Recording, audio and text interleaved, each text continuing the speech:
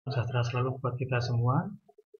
Terima kasih, kita ketemu lagi pada kesempatan perkuliahan kali ini.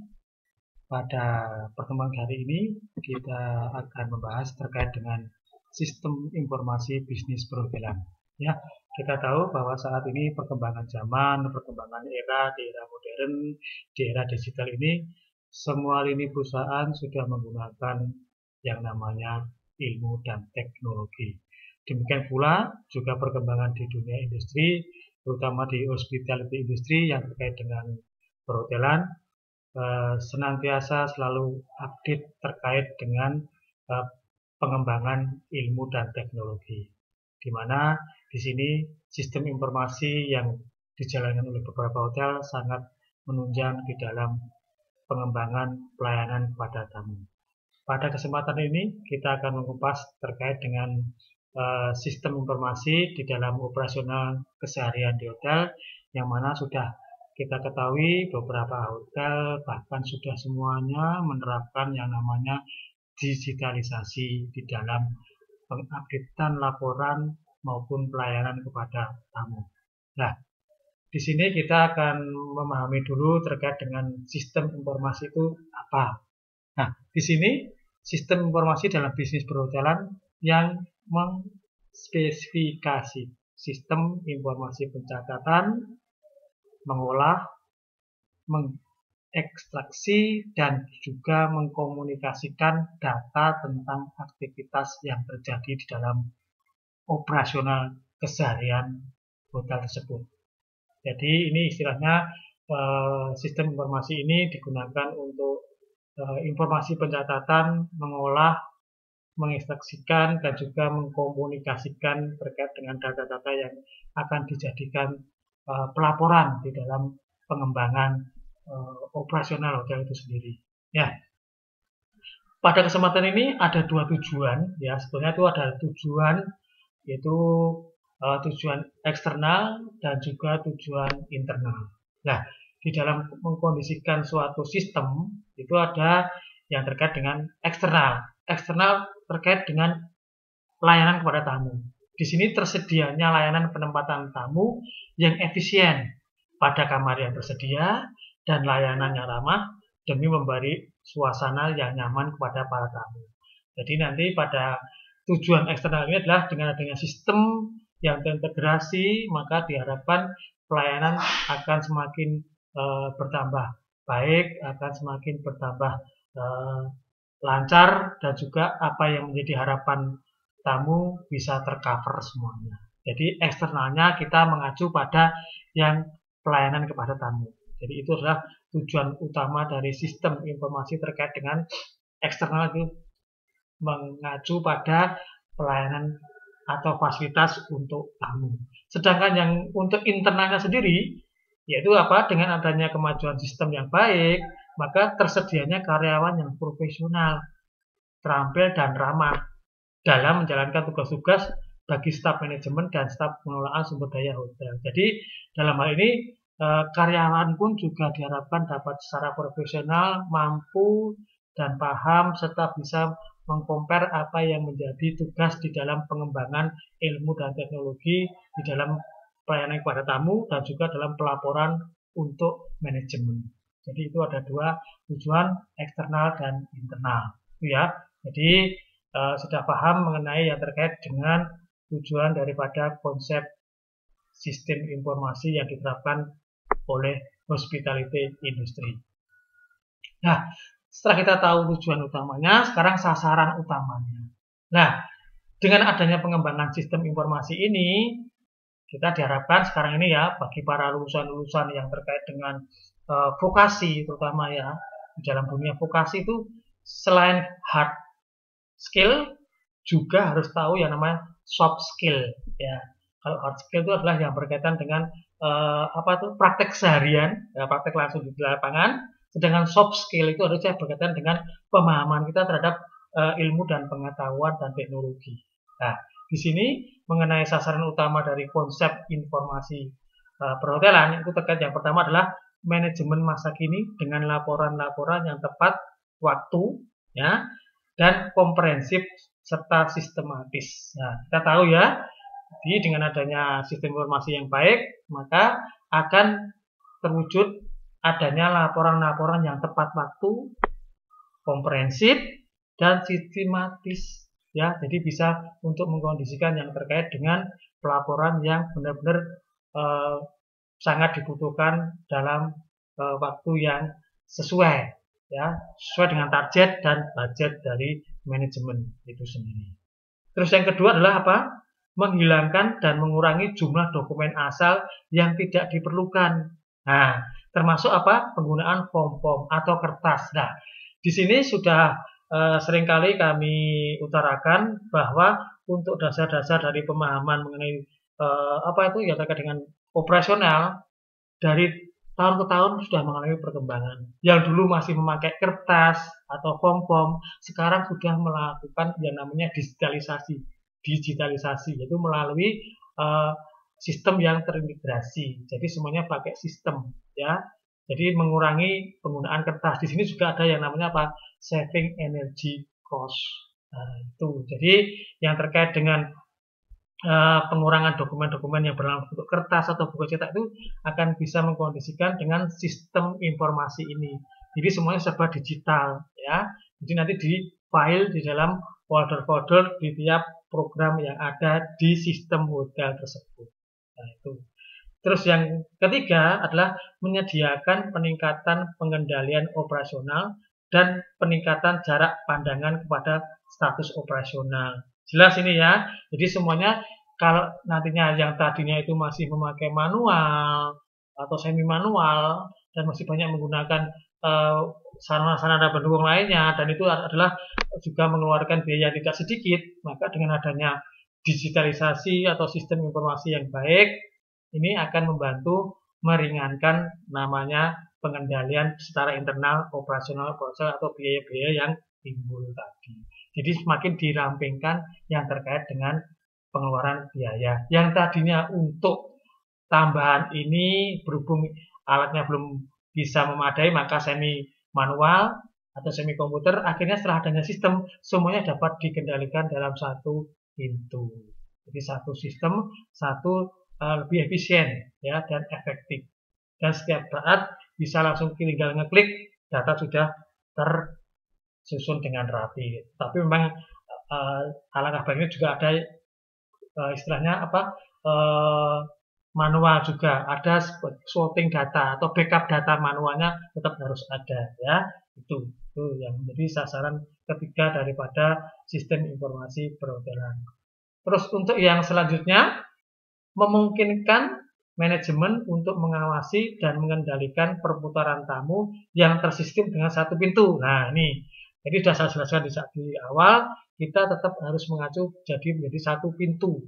Ya, di dalam sistem itu bisa terintegrasi antar departemen, tetapi dalam satu pintu. Ya, dari mulai penerimaan tamu nanti bisa langsung interface dengan beberapa departemen. Nah, di dalam ini adalah manajemen tinggal mengawasi saja serta mengendalikan tamu-tamu yang sudah masuk dalam sistem. Jadi nanti kita tinggal ngeklik saja setiap tamu-tamu yang datang, setiap tamu-tamu yang stay, setiap tamu-tamu yang check out, setiap tamu-tamu langganan maupun grup dan lain sebagainya akan bisa kita kondisikan dalam satu pintu, dalam satu sistem di hotel tersebut.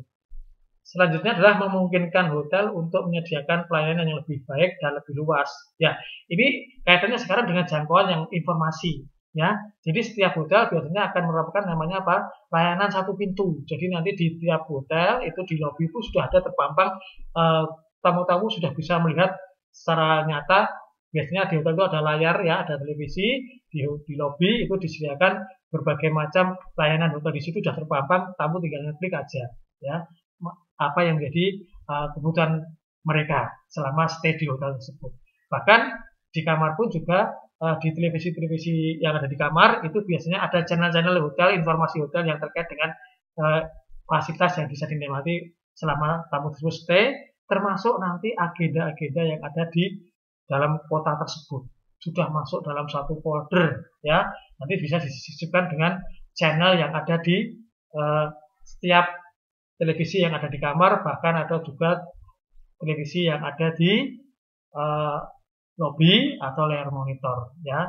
Terus yang selanjutnya adalah menyediakan penghematan listrik. Nah, ini jelas dengan semakin pengembangan ilmu dan teknologi, semakin hari namanya program itu makin lama makin lebih fleksibel dan makin lebih hemat serta makin lebih katakanlah tidak membuang banyak sekali peak cost, termasuk dalam penghematan saving energy cost ini, yaitu di dalamnya adalah listrik.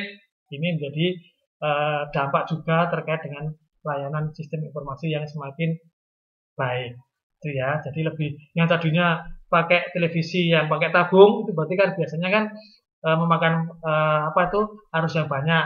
Maka setelah adanya perkembangan teknologi akhirnya ada televisi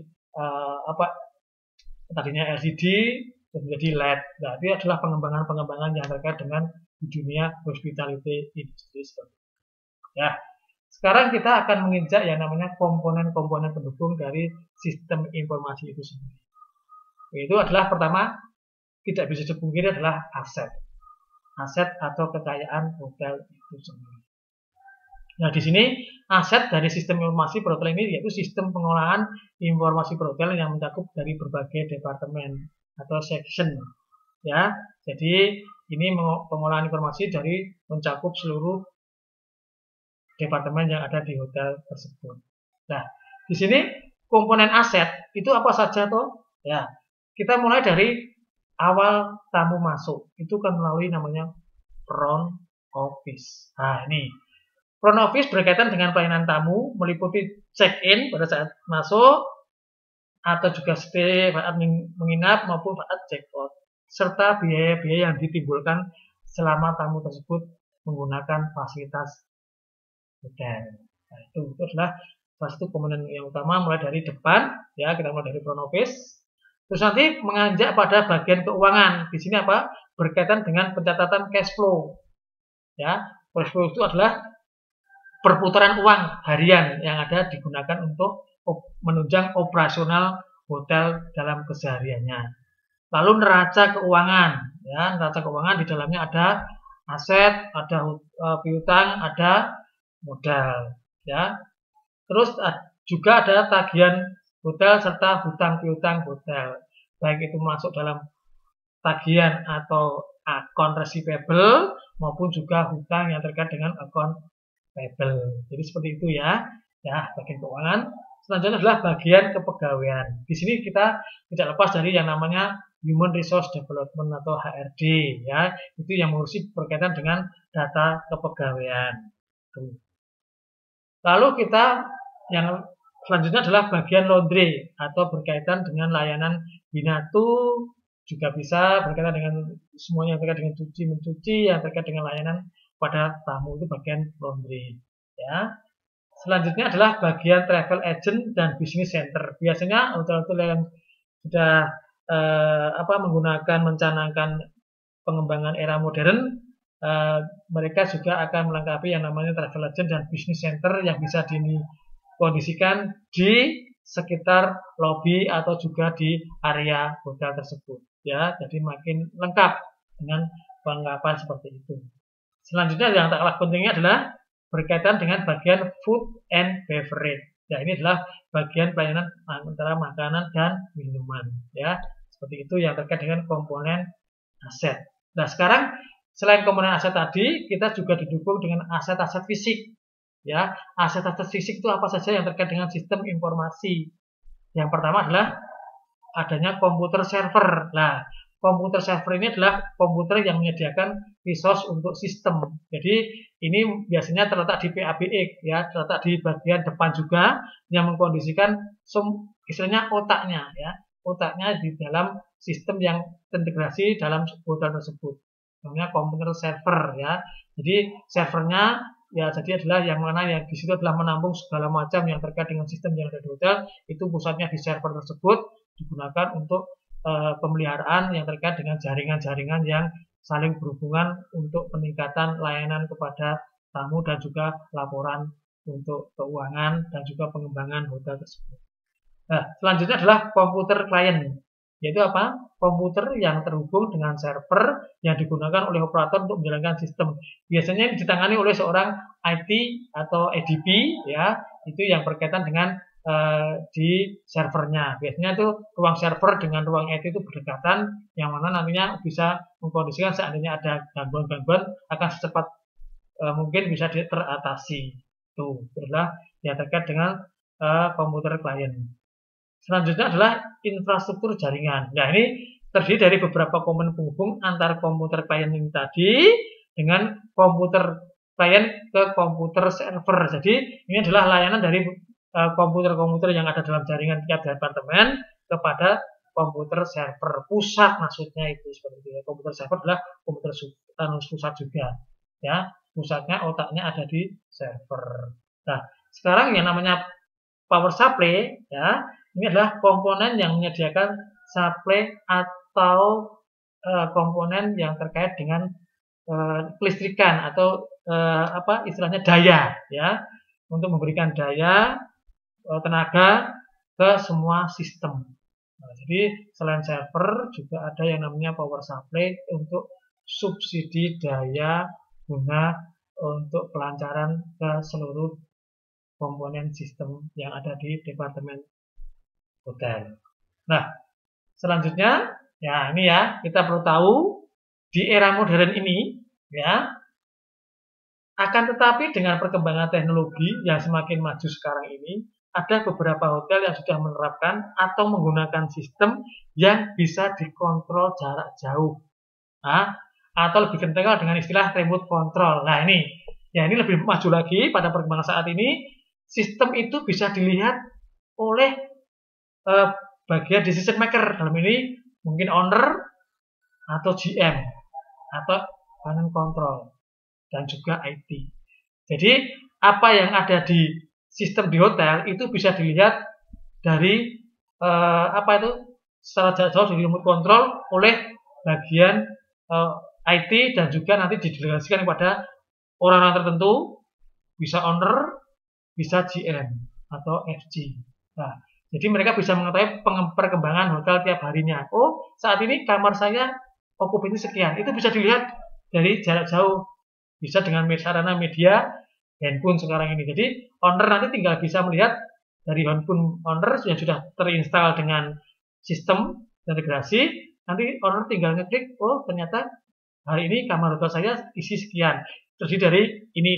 Ini bisa dikondisikan. Termasuk nanti juga pengembangan ini dikondisikan pada apa itu namanya untuk handphone yang ada di marketing. Jadi nanti marketing itu dibekali handphone dari hotel dan dikondisikan dia nanti bisa mengecek, oh saat ini walaupun dia masih di sales call di Jakarta atau di luar kota, itu nanti dia bisa dengan cepat mengakses seandainya ada tamu yang pesan untuk hari tersebut atau tanggal tertentu, dia langsung bisa menjawab, oh tinggal ngeklik, oh hari ini di hotel saya masih tersedia untuk kamar ini, untuk tanggal ini. Jadi dia bisa langsung ngeklik juga untuk terkait perkembangan tamu-tamu tersebut yang sudah in-house maupun juga daftar kedatangan tamu atau EA, expected arrival list, dan juga tamu-tamu yang expected departure list. Jadi semuanya bisa dalam satu genggaman. Nah, seperti itu adalah yang terkait dengan sistem, ya itu. Nah sekarang ada yang namanya terminologi atau istilah-istilah dalam sistem informasi. Nah ini apa saja istilah-istilahnya? Ada database. Kita tahu semua ya. Database adalah sebuah koleksi informasi yang tersedia pada sebuah sistem komputer. Ya, jadi itu data rangkaian data itu terjadi dalam sistem komputer tersebut. Namanya database. Lalu adalah distribute processing, yaitu sebuah jaringan di mana komputer tidak tersentralisasi, tetapi terbagi-bagi di antar pengguna. Jadi begini, jadi dari server tadi akan dikondisikan pada masing-masing departemen. Jadi departemen itu akan saling bisa bersinergi satu dengan lain. Jadi dibagi-bagi dan terintegrasi antar departemen. Ini namanya adalah jaringan-jaringan di mana komputer tersebut tidak tersental satu tetapi terbagi-bagi di antara pengguna. Oh ini housekeeping sudah bisa menggunakan, di FB juga sudah ada monitornya juga, sesuai dengan kondisi dan tanggung jawab masing-masing departemen tersebut. Lalu yang namanya EDP atau Electronic Data Processing adalah sebuah metode terotomatisasi untuk mengurangi jumlah data yang digunakan. Juga bisa disebut pemrosesan data secara elektronik, ya EDP ya, Electronic Data Processing. Biasanya ini yang terkait dengan bagian IT ya, yang memproses data-data yang ada di server. Nah, selanjutnya kita tahu namanya apa? Flexible system. Yakni sebuah sistem di mana pengguna bisa melakukan beberapa pemrograman. Nah, jadi sekarang ini memang untuk perhotelan sistem itu sudah terintegrasi. Di sisi lain juga sudah ini ya, FO, contohnya FO bisa melihat komponen kamar yang ada di HK yang sudah terintegrasi. Jadi nanti setiap saat FO itu juga bisa ngecek, oh ternyata kamar ini laporan dari housekeeping masih VD atau vacant dirty, jadi belum bisa dijual. Oh ternyata di kamar sekian sudah bisa untuk dijual. Itu saling terintegrasi antara laporan di HK bisa dilihat oleh front office. Demikian juga tamu-tamu yang grup bisa dimonitor oleh dari front office, dimonitor oleh FB, food beverage, terutama di FB service. Jadi seperti itu, makanya disebut flexible system. Nah, di sini juga ada namanya hard copy, ya. Jelas nih ya, hard copy adalah dalam bentuk actual, adalah dalam bentuk cetak atau outputnya. Jadi nanti bisa untuk mencetak hasil yang kalau kita ingin mencetak laporan keuangan, ya tinggal ada hard copy-nya dicetak melalui printer yang sudah terintegrasi dengan sistem. Selanjutnya adalah in-house system. Nah ini, in-house system ini biasanya sistem yang terintegrasi dalam suatu hotel, dan ini membutuhkan seorang staf EDP untuk berada di tempat. Soalnya apa? Biasanya dikembangkan secara gabungan oleh manajemen hotel dan penjajah. Jadi biasanya digunakan oleh satu jaringan hotel chains ya. Ini. Dan ini juga memerlukan modal besar, soalnya apa? Bisa terintegrasi antar hotel tersebut. Contohnya hotel Ibis berdekatan dengan hotel Novotel. Itu nanti jaringannya bisa saling terkoneksi dalam in-house system ini, ya. Jadi nanti bisa terintegrasi antara Novotel dengan Ibis, itu salah satu contohnya seperti itu juga. Nah, selanjutnya adalah yang namanya integrated system atau sistem hotel, sebuah sistem yang mempunyai hubungan dengan komponen-komponen moduler, termasuk fungsi-fungsi front office dan back office. Nah, ini kalau seperti ini biasanya yang terkait dengan yang adanya mekanisme di naik audit. Nah, makanya biasanya di hotel-hotel itu sudah diterapkan namanya integrated system, yang mana sistem tersebut sudah bisa dibaca oleh back office. Jadi nanti laporan-laporan yang ada di front office, ya, itu nanti bisa langsung nge-link ke back office setelah adanya proses naik audit. Nah, itu. Jadi gunanya integrated system adalah saling terintegrasi. Lapornya langsung nanti nge-link setelah adanya komando dari naik audit sudah mengadakan suatu backup data atau end of month. Nah, seperti itu. Jadi proses naik audit itu nanti, ya. Selanjutnya adalah yang terkait dengan istilah interactive programming. Apa itu? Memerlukan sebuah pertukaran informasi dan pengendalian antara pengguna dan proses komputer. Jadi ini yang terkait dengan pengendalian antara pengguna dengan proses sistem yang ada di situ, ya. Jadi interaktif programming. Jadi harus memerlukan suatu informasi yang saling berkaitan, saling berkesinambungan. Nah, di sini yang selanjutnya adalah ya ini interface. Ya, kata interface ini adalah sebuah batas yang dibagi antara komponen-komponen sistem, hubungan antar departemen. Interface antara tadi sudah saya sebutkan antara housekeeping dengan front office di dalam pengkondisian kamar. Demikian juga antara store dengan pihak kitchen yang terkait dengan kebutuhan yang ada di kitchen untuk penggunaan barang-barang atau bahan-bahan yang nantinya digunakan untuk pembuatan menu. Nah, itu adalah interface. Selanjutnya adalah retro programming, sebuah format interaktif yang membutuhkan tanggapan pengguna terhadap pertanyaan tentang sistem sebelum peningkatan sistem program. Jadi ini adalah katakanlah peningkatan program dengan sistem yang tadinya hanya sekian digit dan ini bisa dikondisikan hanya beberapa laporan. sekarang dengan adanya penambahan-penambahan sudah bisa terintegrasi dengan semuanya. Jadi lebih bisa mengoptimalkan yang terkait dengan laporan-laporan hariannya. Jalur printer kita sudah tahu yang digunakan untuk mencetak berdasarkan suatu laporan atau pernyataan, termasuk juga pengecekan laporan tamu. Ini bisa dicetak semuanya, secara otomatis kita bisa nyetak laporan daily sales report juga, termasuk di dalam salah satu contohnya. Lalu adalah real time. Itu suatu cara dari komputer memproses di mana sangat berpengaruh pada penggunanya. Real time, tepat waktu, ya. Kalau kita nanti bisa belajar data, langsung kita klik, langsung bisa input data dan bisa dicetak di tepat waktu. Selanjutnya yang namanya turnaround, jumlah waktu dari ketika proses memasukkan input ya sampai dengan menghasilkan keluaran atau output. Nah, ini adalah tadi backup data harian yang dilaksanakan oleh Naik Audit. Ya, jadi nanti ini adalah backup datanya. Turnaround adalah membackup semua yang ada perputaran pendapatan maupun pengeluaran biaya selama satu hari itu, ya, dari mulai penerimaan tamu sampai checkout sampai nanti balancing, seperti itu, ya. Tuh, nah di sini ada yang namanya proses utama sistem informasi. Nah, ini apa tuh yang terkait dengan proses utama sebetulnya dengan adanya sistem informasi ini? Yang pertama adalah apa? Akses cepat. Jelas ya, dengan adanya sistem informasi, maka akan menimbulkan imbasnya apa? Akses cepat atau model pendidikan. Dapat mencari atau mensurvei melalui perhitungan untuk mendapatkan informasi yang dibutuhkan. Misalnya apa? Memeriksa jumlah kamar yang tersedia untuk keperluan pemesanan kamar. Nah, ini bisa langsung kita bisa menganalisa kebutuhan kamar. Karena ada grup yang mengkondisikan minggu depan ada grup. Kita langsung secara otomatis bisa ngeklik di sistem tersebut forecast yang ada di situ. Daily forecast, weekly forecast, monthly forecast, sampai year forecast. Ya, semuanya sudah terdata rapi dan itu selalu senantiasa diupdate. Makanya dengan adanya sistem ini yang bisa mengupdate secara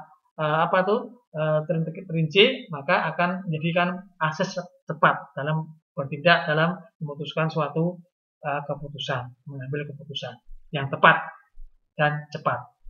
Lalu adalah model laporan atau output formatnya. Jadi dengan adanya sistem ini mengolah jurnal, laporan, voucher, dan form-form yang dikeluarkan baik oleh operating system seperti database ataupun transaksi lokal seperti laporan produksi. Jadi ini adalah model laporan, jadi bisa mengolah jurnal dan nantinya sistem ini bisa juga mengolah laporan-laporan yang terkait dengan voucher maupun form-form yang dikeluarkan, bisa terdeteksi semuanya dengan cepat. Nah, selanjutnya adalah model analisa atau keputusan. Kemampuan perangkat lunak untuk mencari dan mengoperasikan data dan informasi yang telah masuk ke dalam sistem. Jadi dengan adanya sistem telah masuk semua, otomatis nanti kita bisa menganalisa. Oh, ternyata saat ini dengan forecast melebihi forecast. Oh, ternyata saat ini belum mencapai forecast. Akhirnya apa? Kita bisa cepat untuk memutuskan untuk sinergisitas terkait dengan bagaimana cara meningkatkan tingkat hunian. Dengan adanya kita sudah mengacu melihat, oh ternyata forecast sekarang sudah melampaui 50%. Akhirnya kita bisa menaikkan harga dulu. Yang tadinya harganya sudah biasa, tapi setelah ternyata forecastnya baru siang hari sudah mencapai hampir 70%, akhirnya kita naikkan harga agar nantinya bisa kita mengkondisikan profit yang kita dapatkan dapat lebih banyak lagi. Demikian pula sebaliknya, seandainya ternyata belum tercapai sesuai dengan forecast, maka kita akan bisa menurunkan sedikit untuk harga kamar agar bisa nantinya bisa menutup biaya operasional. Nah, itu adalah tiga komponen utama dalam sistem informasi yang nantinya bisa diharapkan untuk membantu kelancaran bagi kita semua dalam operasional kesehatan di hotel. Demikian perkuliahan hari ini yang terkait dengan sistem informasi dalam bisnis perhotelan. Mudah-mudahan nanti bisa membawa lebih pemahaman yang kedepannya lebih bagus lagi. Demikian dari kami, salam sejahtera selalu, salam sehat, dan